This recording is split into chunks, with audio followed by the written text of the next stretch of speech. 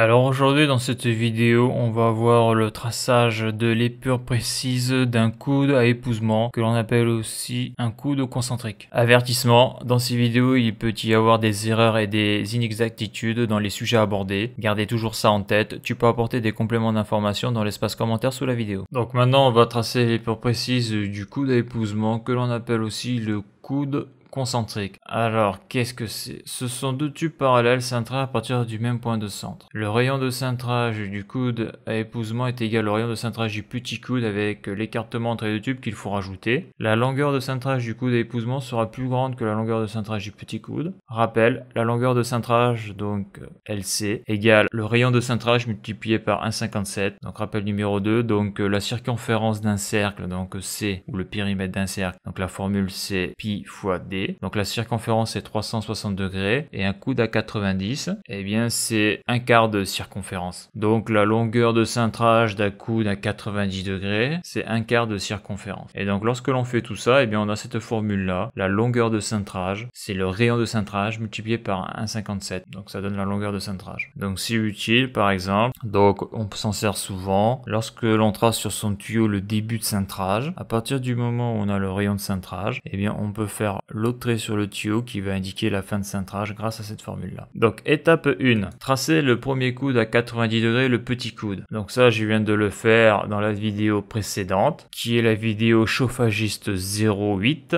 traçage d'une épure précise d'un coude à 90 degrés. Donc là on vient de finir l'étape 1. Donc l'étape 2, reprendre les mêmes étapes pour tracer l'épure d'un coude à 90 degrés en rajoutant au rayon de cintrage initial la distance entre les deux fibres neutres, coude à 90 degrés et de l'autre tuyau, le coude à épousement. Donc c'est l'espacement entre les deux tuyaux, car les tuyaux sont posés donc par deux, ils sont en parallèle. Donc là je reprends mon schéma là de mon coude à 90 degrés. Donc le point haut est tracé, tout est tracé. Donc là je vais tracer le coude d'épousement. Donc là je vais prendre un espacement entre les deux fibres neutres de 50 mm. Donc je prends là je suis bien sur la fibre neutre. Je vais marquer 50 mm. Voilà. Là j'ai 50 mm.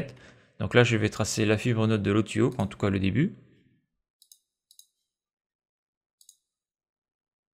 Je vais marquer 50. Cette distance fait combien déjà? Je me souviens plus. Cette distance fait combien? Elle fait 50, donc c'est bon. Donc là j'ai ma première fibre neutre. D'ailleurs je peux aussi faire la fibre neutre du coup d'épousement là. En tout cas la partie droite ici, donc je vais le faire là. Donc là je me prends là, tiens, c'est plus facile. Donc là je fais 50, hop. Et là 50, shift pour avoir un trait droit, voilà. Ce trait là je vais l'effacer, il me sert à rien. Donc voilà, donc là on voit la fibre neutre du premier du coup d'épousement, donc et donc l'autre fibre neutre, donc tout ça c'est ici début de cintrage, fin de cintrage. Donc maintenant il faut que je fasse la partie cintrée, donc là ça va être facile, hein. Là je me mets sur le centre haut. Il faut que je prenne le rayon de cintrage du coude à 90 qui est de 65 mm et il faut que je rajoute les 50 mm qu'il y a ici. Donc 65 plus 50 ça fait 115 mm. Donc je vais taper un rayon de 115 mm. Voilà. Donc là après comme d'habitude je vais enlever ce qui me sert à rien. Donc fractionner.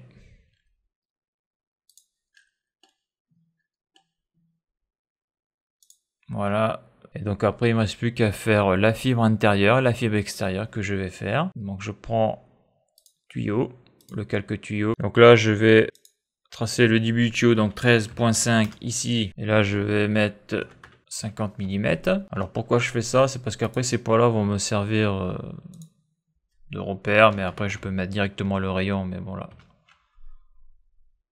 on va le faire comme ça. Là je mets 50 mm, voilà. Donc là je prends mon cercle là, centre haut. Là j'accroche, pareil pour l'autre, centre haut, et voilà. Donc là je viens de tracer mon petit tuyau, donc là je vais couper tout ce que j'ai besoin de couper. Donc fractionner. Il faut être précis quand on fractionne parce que sinon ça coupe à côté. Fractionner.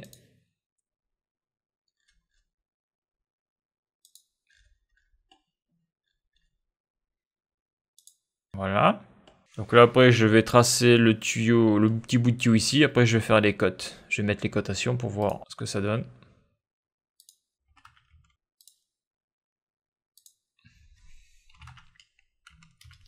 Voilà, donc voilà le coup d'épousement, hein. On le voit très bien. Donc l'intérêt de tracer l'épure, ça va être d'avoir les codes, donc directement les longueurs. Donc là je fais cote linéaire, donc c'est là, elle est facile.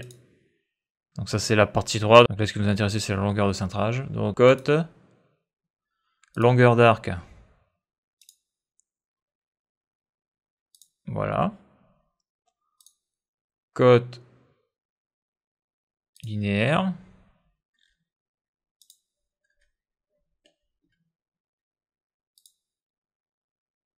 Et voilà. Donc là, on a toutes les cotes que l'on a besoin pour pouvoir les reporter sur le tuyau. Et après, par contre, pour faire un coup d'épousement, il y a des techniques particulières. Pour faire un coup d'épousement sur l'acier et sur le cuivre, la technique de façonnage n'est pas la même, suivant l'appareil que l'on utilise. Donc d'ailleurs, là, je n'ai pas mis la longueur d'arc du coude à 90, je vais le faire.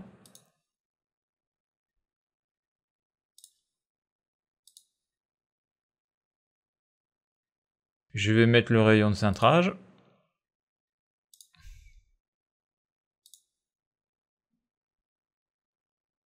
Donc là, on a bien 65 mm et je vais mettre l'autre rayon de cintrage.